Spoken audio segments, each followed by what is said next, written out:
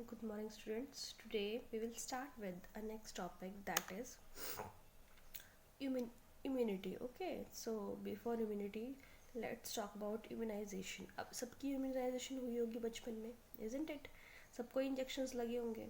Presently जो हमारा state है वो इंद्रधनुष योजना चलाता है बच्चों की इम्यूनाइजेशन के लिए. मतलब उसमें 7 टाइप के इंजेक्शंस लगते हैं बच्चों को 7 टाइम्स. ओके, तो why such things are happening, क्यों हम ऐसा करते हैं या करवाते हैं, इंजेक्शन लगवाते हैं. इसका पर्पस ये होता है बच्चे कि आप लोगों की इम्यूनिटी को बढ़ाना. ठीक है, आप में आर्टिफिशियल इम्यूनिटी डेवलप करना. आर्टिफिशियल इम्यूनिटी कैसे डेवलप होती है? वो मोस्टली जो भी इंजेक्शंस होते हैं उसमें वो हमारी बॉडी में डेड पैथोजेंस को डालते हैं.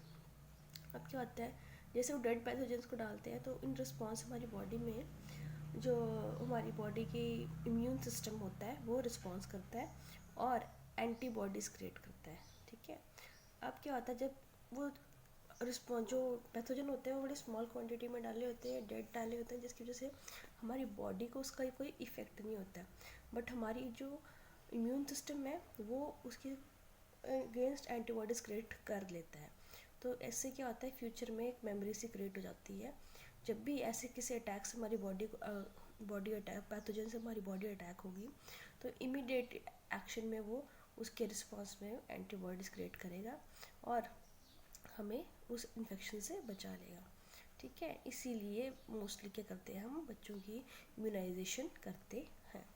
So let's talk about net topic, immunity. अब इम्यूनिटी होती क्या है, आपने बच्चे देखा ही होगा. अब बाहर एटमॉस्फेयर में तो कितना ही बैक्टीरिया है, कितना ही नंबर ऑफ पैथोजेंस रहते हैं, पर ये तो नहीं कि हम रोज़ बीमार ही रहते हैं, इज़न्ट इट. हम डेली कितनी ही चीज़ों से एक्सपोज होते हैं, कितने इन्फेक्शियस एजेंट से, बट हम बहुत कम टाइम ऐसा होता है कि जब हम बीमार हों. उसके पीछे रीज़न क्या है? उसके पीछे रीज़न यही रहता है कि हमारी जो बॉडी है उसका जो इम्यून सिस्टम है वो कॉन्टिन्यूसली वर्किंग रहता है. ठीक है, और वो ऐसे जो भी हमारे अंदर पैथोजन या डिजीज़ कॉजिंग ऑर्गेनिज्म होते हैं उससे फाइट अप करता है और हमारे जो बोलते हैं हमारी हेल्थ को मेंटेन करता है. अब आपने सुना भी होगा कि जो बच्चे जिनकी इम्यूनिटी कम होती है तो व्हाट दे सफ़र, वो बार बार बीमार पड़ते हैं. और जिन बच्चों की इम्यूनिटी अच्छी होती है वो क्या होते हैं, हेल्दी रहते हैं. इसलिए अगर कोई बार बार बीमार पड़े तो हम क्या बोलते हैं, यार इसका इम्यून सिस्टम वीक है. ओके, अब इसको हम डिफाइन ऐसे भी कर सकते हैं, the overall ability of the host cell to fight the disease causing organism by immune system is called immunity. Overall ability मतलब जितनी भी उसकी टोटल ताकत है किससे फाइट करने की, जो भी डिजीज कॉजिंग ऑर्गेनिज्म है. ओके, किसकी मदद से, by immune system. So that is called immunity. Now there are two types of immunity बच्चे. First one is innate and the second one is acquired. अब जो भी इनेट इम्यूनिटी की बात आती है तो जो भी हमें बाय बर्थ इम्यूनिटी मिलती है उसको हम बोलते हैं इनेट इम्यूनिटी. जो हमारे पेरेंट्स से हमें इनहेरिट होती है, बाय बर्थ ही हमें प्रेजेंट होती है, उसको हम क्या बोलते हैं, इनेट इम्यूनिटी. इनबॉर्न इम्यूनिटी भी बोल सकते हैं. अब इसमें मोस्टली जो ऐसा होता है कि कुछ और एनिमल्स जो होते हैं वो कुछ इन्फेक्शंस के लिए पहले से ही क्या होते हैं, इम्यून होते हैं. मतलब अब उन इन्फेक्शंस का उन पर कोई असर ही नहीं होता है, उन माइक्रोब्स का उन पर कोई असर नहीं होता है. वो जो माइक्रोब्स होते हैं वो उस इन एनिमल्स में या ह्यूमंस में पैथोजन या डिजीज़ कॉज करने में असफल रहते हैं. क्यों? क्योंकि ऑलरेडी वो बाय बर्थ ही उन चीज़ों के लिए क्या होते हैं, इम्यून होते हैं. जैसे आपके पास एग्जाम्पल के लिए हम देख सकते हैं कि जो ह्यूमन बीइंग्स हैं उनमें एक डिस्टेम्पर नाम का डिजीज़ होता है जो कि डॉग्स में होता है. ठीक है, तो अगर वो डॉग्स में हो जाए, पैथोजन अगर डॉग्स में एंटर कर जाए तो डॉग्स मर जाते हैं. But in case of humans को कोई फ़र्क नहीं पड़ता ऐसे पैथोजन से. वाई? बिकॉज वो उस डिस्टेम्पर डिजीज़ के लिए क्या है, ऑलरेडी बाय बर्थ इम्यून है, तो उन पर उसका कोई इफ़ेक्ट नहीं पड़ता है. अब जो इनेट इम्यूनिटी होती है बच्चों को हम नॉन स्पेसिफिक इम्यूनिटी भी बोलते हैं. नॉन स्पेसिफिक क्यों बोलते हैं? क्योंकि हमें पता नहीं होता है कि किस चीज़ के लिए हमारी बॉडी इम्यून है.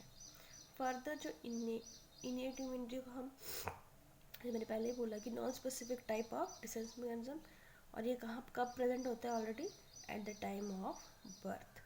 ठीक है, नाउ अब इट हैज़ 4 बैरियर्स, ठीक है।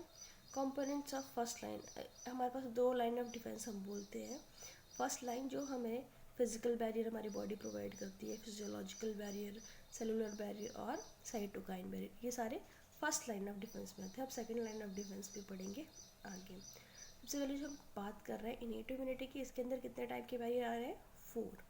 अब 4 में पहला बैरियर आता है फिजिकल बैरियर।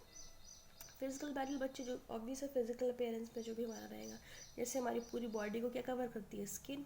तो हमारी स्किन के अंदर ही हमारी जितनी भी वेन्स हैं, नस मसल्स हैं, सब कुछ है, ऑर्गन्स इन्वेलप्ड है। अगर स्किन ना हो तो हमारी बॉडी के ज़्यादा इन्फेक्शंस को प्रॉन रहेगी। बट कोई भी चीज़ है it has to pass through our skin. तो हमारी स्किन की करती है, हमारी ऑल ओवर द बॉडी को प्रोटेक्ट करती है। जैसे अब हमारे रेस्पिरेटरी ट्रैक्ट है उसको भी स्किन ने कवर किया हुआ है, ठीक है।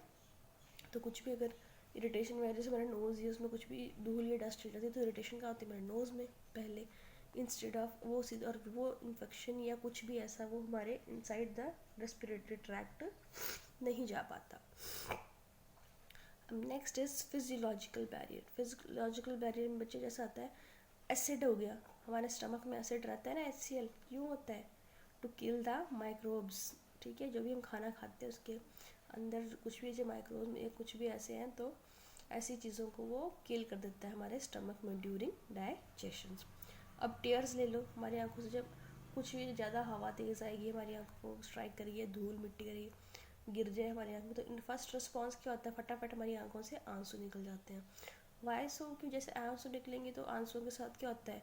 वो जो कुछ भी मिट्टी कचरा है वो भी साथ में बाहर आ जाता है। So this type of responses the immunity, ये सारे भी इम्यूनिटी के ही रिस्पॉन्सेज हैं। अब देख लो आप यहाँ पे, जैसे देखो डायग्राम में, हेयर लुक हेयर। अब कोई भी है हमारे स्किन में सबसे पहले सरफेस होता है तो स्किन में इंजरी होती है, उसके बाद क्या होता है अंदर ये फैगोसाइट्स फॉर्म हुए हैं, ठीक है। कुछ भी जा सकता अंदर जर्म्स या पैथोजन एंटर करके, लेकिन जैसे वो एंटर करेंगे तो वहाँ क्या रहेंगे? फैगोसाइट्स, ठीक है। अब हम आज आगे देखेंगे कि ये फैगोसाइट्स क्या होते हैं, कहाँ से आते हैं, ओके। अब इसके बाद नीचे के कैपिलरीज है, हिस्टामिन है, मास्ट सेल्स है, ठीक है।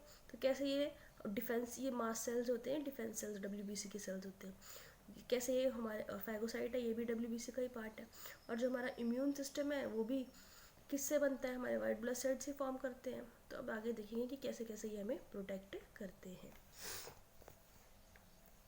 Now component second line of defence. First line में कौन से 2 बैरियर थे बच्चे? Physical and physiological.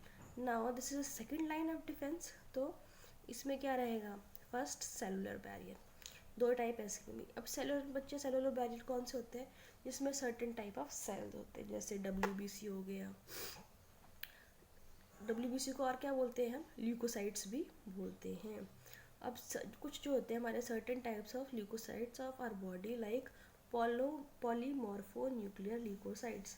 Polymorpho nucleocytes हम और क्या नाम देते हैं बच्चे? न्यूट्रोफिल्स भी बोलते हैं हम उसको। आपने पढ़ा ही होगा WBC के टाइप्स में, बेसोफिल, एसिनोफिल्स, न्यूट्रोफिल्स। नए अब monocytes and natural killer cells, ये सारे सेल्स किसके टाइप हैं? WBC के। न्यूट्रोफिल्स हो गए, मोनोसाइट्स हो गए, नेचुरल किलर सेल्स हो गए। नेचुरल किलर को हम एक और नाम भी देते हैं NK टाइप ऑफ लिम्फोसाइट्स, ठीक है। In the blood as well as macrophages in tissue and can phagocytise and destroy the microbes. अब ये